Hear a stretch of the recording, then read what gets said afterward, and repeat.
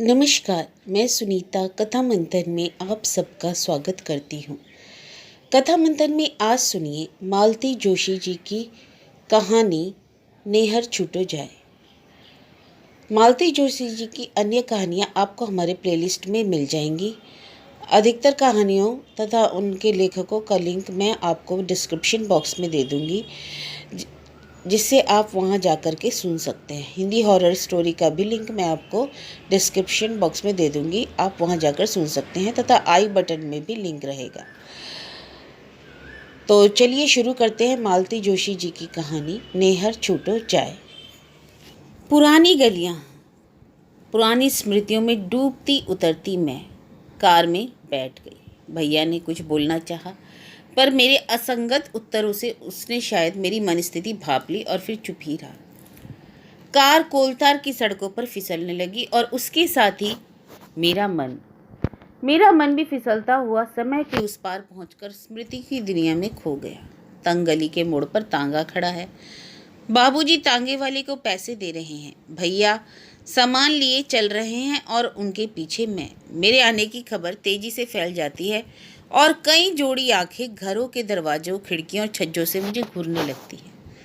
भगत जी मिलते हैं और आशीर्वादों की झड़ी लगा देते हैं। माथुर चाची खिड़की से ही कुशल क्षेम पूछ लेती है। चौबे जी की मुन्नी पप्पू को मेरी गोद से छीनकर भाग जाती है। पड़ोस के रामू दादा चिल्लाकर पूछते हैं, अरे क्यों रे लाडो, कितने नंबर का पार्सल है? उनके इस प्रश्न पर सभी लोग खिलखिलाकर हंस पड़ते हैं। माँ दरवाजे पर खड़ी है, मुझसे लिपट जाती है। हम दोनों के आंसुओं में बिच्छों की व्यथा अधिक है या मिलन का आनंद, कहना कठिन है। बाबूजी जीती रहो कहते हुए एक और चले जाते हैं। आओ दीदी, मैं चौंकी और वर्तमान में आ गई। गाड़ी एक शानदार कोठी के सामने खड़ी थी और भैया मुझसे उतरने के लिए कह रहा था। तंग गली का वह पुराना मकान यदि कठोर यथार्थ था, तो भैया का यह नया मकान घर स्वप्न की तरह सुंदर। दरवाजे पर ही रीता भाभी खड़ी थी। शादी के 10 साल उनके सौंदर्य और सुकुमारता में कोई अंतर नहीं ला पाए। सुंदर उद्यान से घिरे उस भव्य भवन के द्वार पर वे किसी कलात्मक प्रतिमा सी लग रही थी। बड़ी प्यारी मुस्कान के साथ उन्होंने मुझसे नमस्ते की। रीता, तुम दीदी के नहाने खाने का प्रबंध करो, मैं ऑफिस से हो आता हूँ। अच्छा दीदी, शाम को मिलेंगे। कहता हुआ भैया सीढ़ियाँ उतरने कर गाड़ी में बैठ गए। चपरासी आगे पीछे दौड़ रहे थे। काश माँ यह सब देख पाती, देखने के लिए जीवित रहते तो आज यह सब मंत्र मुग्ध सी मैं देखती रही, जब तक गाड़ी मेरी आंखों से ओझल नहीं हो गई। फिर एकाएक अपने आप को बहुत अकेला अनुभव करने लगी, जैसे कोई नन्ही बच्ची भीड़ में खो गई हो। ऐसा होना तो नहीं चाहिए। मैं तो पीहरी आई थी अपने इकलौते भाई के घर। वह बेचारा मेरी एक एक इच्छा पूरी करने के लिए भाग रहा था। दोनों भतीजे अपनी किलकारियों से मेरा मन पुलकित कर रहे थे। रीता बेचारी तो बिछी जा रही थी।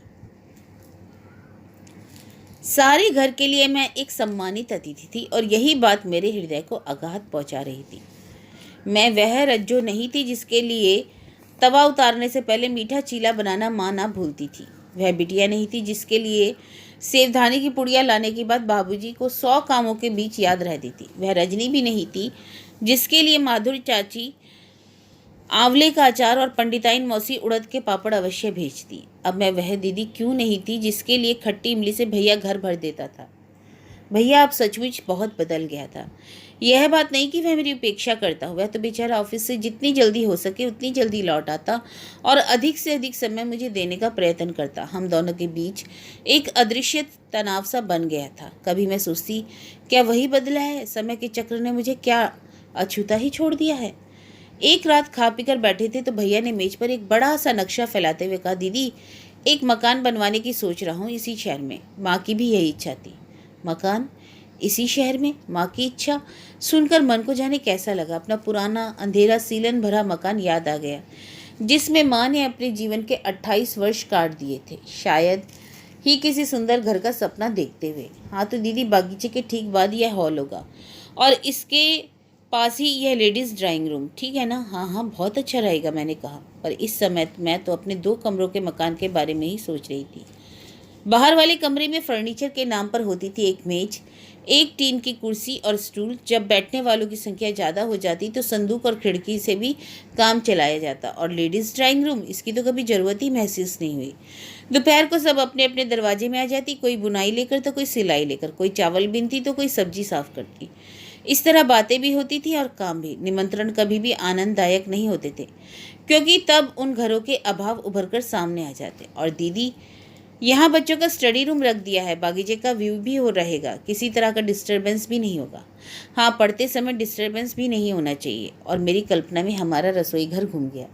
एक और पलंग पर दमे की मरीज दादी सोई रहती और दूसरी और माँ खाना पका रही होती। कमरे के बीचों बीच सिंदूक पर किताबें रखकर हम दोनों भाई बहन पढ़ते रहते। दादी की खांसी, बर्तनों की खड़खड़ाहट और गली का शोरगुल, इन सब के बीच भी जब भैया हर बार फर्स्ट आता तो हम सब के कलेजे गज गज भर के हो जाते थे। वह समझा रहा था और मैं सिर हिला रही थी, पर कितना समझ रही थी इसे तो ईश्वर ही जानता है। उसी रात मेरे कानों में भनक पड़ी, हर किसी को प्लान क्यों दिखाया करते हैं आप? जरूरी नहीं कि सभी को उसमें दिलचस्पी हो। हर किसी को कौन दिखाता है? दीदी को तो दिखाना चाहिए, उसे तो इस बात का सबसे ज़्यादा अरमान है। खाक है, आप तो इतनी बारीकी से समझा रहे थे, पर उसमें उनका जरा भी ध्यान नहीं था। रीता भुनभुनाई। सच, कितनी बेवकूफ़ बनती जा रही थी मैं। हरदम अतीत के खोल में दुबका रहना क्या अच्छा लगता है? धीरे धीरे मेरे जाने का दिन निकट आता गया और जब एक ही रात बाकी रह गई तो मेरा मन अनायास भारी हो उठा। भैया दफ्तर से काफ़ी जल्दी लौट आया था और हम लॉन में बैठे गपशप कर रहे थे। रीता अंदर रात के विशेष भोज की तैयारियों में व्यस्त थी। एकाएक भैया बोला, दीदी घूमने चलती हो? मेरे हाँ कहते ही वह उठ खड़ा हुआ। उसने ना मुझे कपड़े बदलने दिए और ना ही खुद कपड़े बदले और ना रीता को साथ लेने दिया। शोफर ने गाड़ी के लिए पूछा तो मना कर दिया। बंगलों से घिरी हुई उस सड़क पर हम दोनों की घरेलू पोशाक बड़ी अटपटी लग रही थी। भैया ने शीघ्र ही एक तांगा कर लिया तो मैं एक मानसिक बोझ से मुक्ति पा गई। तांगे में बैठते ही फिर परेशानी सामने आई। बातचीत का कोई सूत्र हाथ नहीं आ रहा था, यद्यपि मन में असंख्य बातें उमड़ रही थी। अचानक भैया ने कहा, दीदी कुल्फ़ी खाओगी? यहाँ सड़क पर? मैंने कहा, मुझे याद आया कि बचपन में कुल्फ़ी खाना हमारे लिए बड़ी खुशी की बात हुआ करती थी। अब तो रीता रोज ही बच्चों के लिए फ्रिज में दूध के कटोरे भरकर रख देती हैं। कुछ चीज़ें तो दीदी सड़क पर ही खाने की होती हैं। कुल्फ़ी वाले को पैसे देते हुए भैया बोला। बरसात में सड़क के किनारे सिकते भुट्टो की सुगंध से मुंह में पानी भरा आता है ना? फिर तो भुट्टो की सुगंध और कुल्फ़ी के स्वाद ने मिलकर एक अनोखा जादू कर दिया। भैया की वाणी ऐसे फूट निकली जैसे बांध टूट पड़ा हो। मार्ग में पड़ने वाली हर इमारत, हर पेड़, दुकान से उसकी कोई ना कोई स्मृति जुड़ी थी। उसे सुनना बड़ा अच्छा लग रहा था। बोर हो गई ना दीदी? वह जैसे जोश में आकर बोला। बात यह है कि जब से माँ नहीं रही कई बातें अनकही रह गई। रीता से तो यह सब कहने में मजा ही नहीं आता। वह बेचारी तो मेरे अतीत की कल्पना भी नहीं कर सकती। तांगा रुक गया था और भैया ने मुझे उतरने का संकेत किया। यहाँ क्यों? मैंने प्रश्नवाचक दृष्टि से उसकी ओर देखा।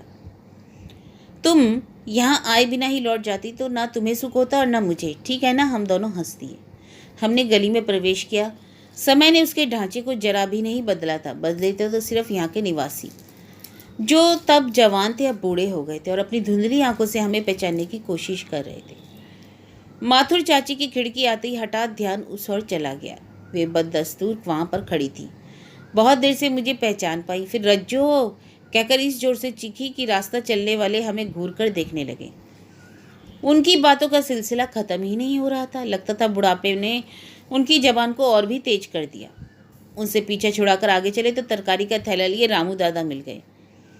हम लोगों ने नमस्ते की तो कुछ देर हमें देखते रहे, फिर मेरे सिर पर चपत मारकर साबित कर दिया कि वे हमें भूले नहीं हैं। खींचकर घर ले गए और चाय पिलाई।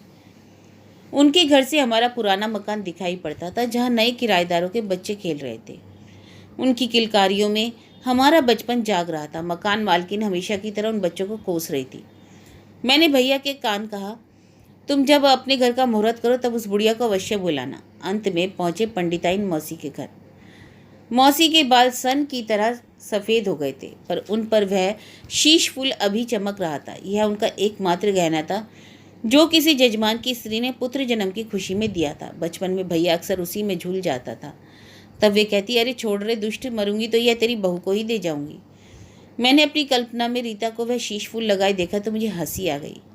मौसी की दशा विचित्र सी हो गई थी। हर्ष और शोक दोनों से विहल होकर उन्होंने हमें चिपटा लिया।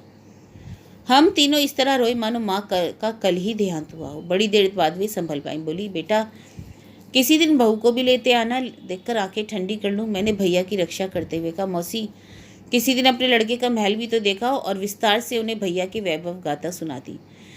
वे भी रस ले लेकर सुनती रहीं और बलाई लेती रहीं। हम लोग जब गली से बाहर आए तो मन बड़ा हल्का हो रहा था। इसलिए नहीं कि पुराने लोग मिल गए थे, बल्कि इसलिए कि उनके माध्यम से हम दोनों भाई बहन वर्षों की दीवार चीरकर फिर से एक मन एक प्राण हो सके थे। चौराहे पर मन्नालाल हलवाई की दुकान पर जब भैया रुका तो मैंने कहा, हद है भैया, अब भी क्या पेट में जगह रह गई है? अरे दीदी, मिठाई तो मैं अपने प्यारे जीजा जी के लिए ले रहा हूँ, जिनकी तौंद ससुराल की मिठाई के अभाव में दुबला रही होगी।